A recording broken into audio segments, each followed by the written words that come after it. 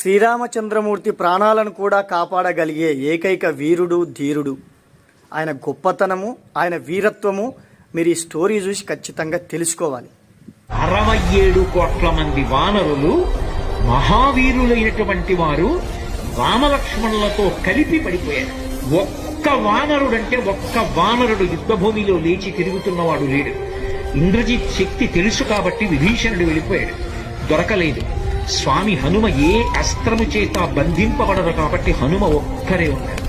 అందరిలో పెద్దవాడు, బ్రహ్మ యొక్క అంశలో వచ్చినవాడు జాంబవంతుడు నేల మీద పడిపోయి ఉన్నాడు.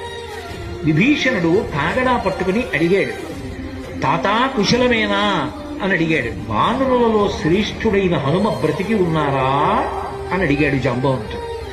విభీషణుడు అన్నాడు, తాత నువ్వు అడగవలసినది రామలక్ష్మణులు కుశలముగా ఉన్నారా అని అడగాలి.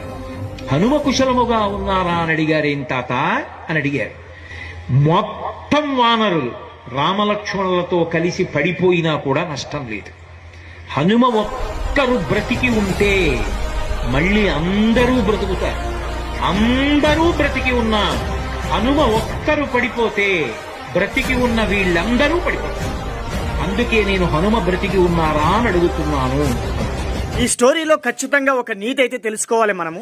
మనల్ని ఎవరైతే నమ్ముకొని మన వెంట వస్తారో, మనం ఎవరి కోసమైతే యుద్ధం చేయాలనుకుంటామో వాళ్ళ కోసం ఖచ్చితంగా నిలబడాలి, తిరిగి వాళ్ళని నిలబెట్టగలగాలి.